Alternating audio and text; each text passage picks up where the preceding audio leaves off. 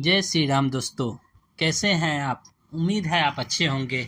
दोस्तों, आज मैं आपको सुनाने वाला हूँ माता सीता राक्षसी घेरे में किस तरह रहती है और राक्षसी लोग किस तरह उनको प्रताड़ित करते हैं और रावण से विवाह करने के लिए कोशिश करते हैं। तो कृपया ध्यान से सुनिएगा, आपको अच्छा लगेगा। प्रभु श्री राम का आशीर्वाद आपको मिलेगा। राक्षस राज रावण के चले जाने के बाद भयानक रूप वाली राक्षसनियों ने सीता को घेर लिया और उन्हें अनेक प्रकार से डराने धमकाने लगी। वह सीता की भर्त्सना करते हुए कहने लगी, हे मूर्ख अभागिनी, हे नीच नारी, तीनों लोक और 14 भुवनों को अपने पराक्रम से पराजित करने वाले परम तेजस्वी राक्षस राज की सैया प्रत्येक को नहीं मिलती। यह तो तुम्हारा परम सौभाग्य है कि स्वयं लंकापति तुम्हें अपनी अंकसायनी बनाने चाहते हैं। तनिक विचार कर देखो, कहाँ अगाध ऐश्वर्य, स्वर्णपुरी तथा अतुल संपत्ति का एक छत्र स्वामी और कहाँ वह राज से निकला हुआ कंगालों की भांति वन वन भटकने वाला हतभाग साधारण सा मनुष्य। सोच समझकर निर्णय करो और महाप्रतापी लंकाधिपति रावण को पति के रूप में स्वीकार कर लो।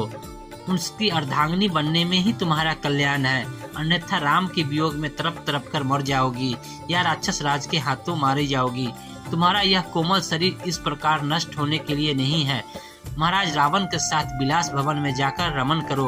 महाराज तुम्हें इतना विलासमय सुख देंगे जिसकी तुमने उस कंगाल वनवासी के साथ रहते कल्पना भी नहीं की होगी।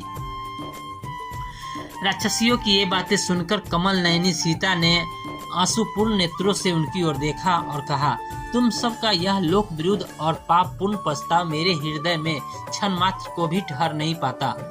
एक मानव कन्या किसी राक्षस की भार्या नहीं हो सकती।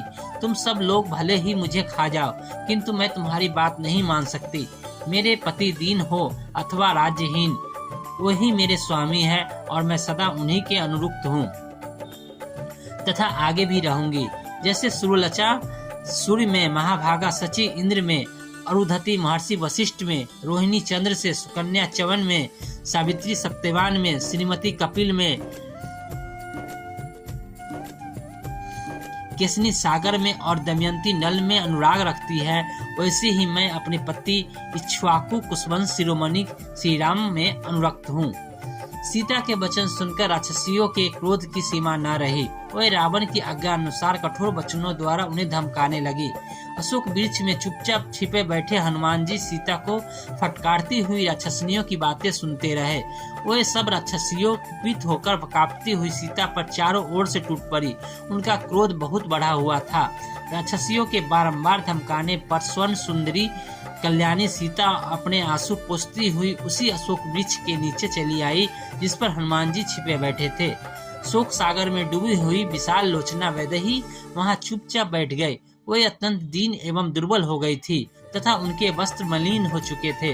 विकराल राक्षसियां उन्हें फिर घेर कर तरह तरह से धमकाने लगी। विकराल रूप वाली राक्षसियों के द्वारा इस प्रकार से धमकाए जाने पर देव कन्या के समान सुंदर सीता धैर्य छोड़कर रोने लगी। विलाप करते हुए वे कहने लगी, हे भगवान, अब यह विपत्ति नहीं सही जाती। प्रभु, मुझे इस विपत्ति से छुटकारा दिलाओ या मुझे इस पृथ्वी से उठा लो।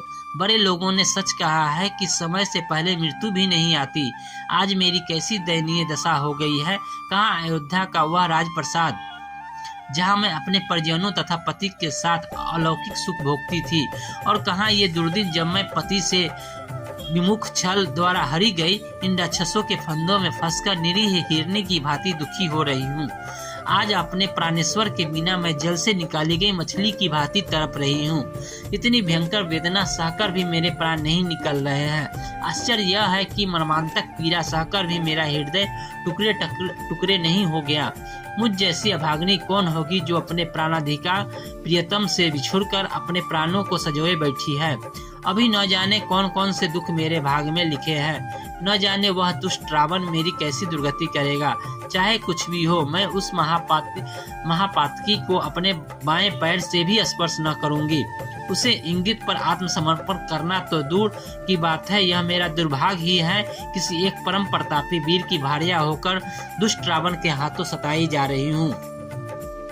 और वे मेरी रक्षा करने के लिए अभी यहाँ तक नहीं पहुँचे हैं। मेरा तो भाग्य ही उल्टा चल रहा है। यदि परोपकारी जटायु राज इस नीच के हाथे न मारे जाते तो वे अवश्य राघव को मेरा पता बता देते और वे आकर रावण को विनाश करके मुझे इस भयानक यातना से मुक्ति दिलाते। परंतु मेरा मन कह रहा है कि दुष्चरित रावण के पापों का घड़ा भरने वाला है। अब उसका अंत अधिक दूर नहीं है। वह अवश्य में ही मेरे पति के हाथों मारा जाएगा। उनके तीक्ष्ण बाण लंका को लंपट राक्षसों के आधिपत्य से मुक्त करके अवश्य मेरा उद्धार करेंगे। किंतु उनकी प्रतीक्षा करते करते मुझे इतने दिन हो गए और कि वे अभी तक नहीं आए। कहीं ऐसा तो नहीं है कि उन्होंने मुझे मरा हुआ समझ लिया हो और इसलिए अब वे मेरी खोज खबर ही नहीं ले रहे हों। यह भी हो सकता है कि दुष्ट मायावी रावण ने जिस प्रकार छल से मेरा हरण किया उसी प्रकार उसने छल से उन दोनों भाइयों का भी वध कर डाला हो। उस दुष्ट के लिए कोई भी नीच कार्य अकारणीय नहीं हो सकता। दोनों दशाओं में मेरे जीवित रहने का प्रयोजन नहीं है। यदि उन्होंने मुझे मेरा मरा हुआ समझ लिया या इस दुष्ट ने उन दोनों का वध कर दिया है तो भी मेरा और उनका मिलन जब असंभव हो गया है, जब मैं अपने प्राणेश्वर से नहीं मिल सकती तो मेरा जीवित रहना व्यर्थ है। मैं अभी इसी समय अपने प्राणों का उत्सर्ग करूंगी। सीता के इन निराशा भरे वचनों को सुनकर पवन पुत्र हनुमान अपने मन में विचार करने लगे कि अब इस बात से कोई संदेह नहीं है कि यह ही जनकनंदिनी जानकी है जो अपने पति के वियोग में व्याकुल हो रही है। यही वो समय है जब इनके धैर्य की सबसे अधिक आवश्यकता है। ये थी आज की कहानी। आपको कैसी लगी कमेंट बॉक्स में जरूर बताऊंगा। कमेंट बॉक्स में आप जरूर बताएं और कल मैं आपको बताऊंगा हनुमान जी सीता जी से भेंट करते हैं और प्रभु श्री राम द्वारा दिया गया एक स्वर्ण मुद्रिका आप माता सीता को भेंट करते हैं। कृपया इंतजार करिएगा। तब तक के लिए जय श्री राम। धन्यवाद। आपका दिन शुभ हो।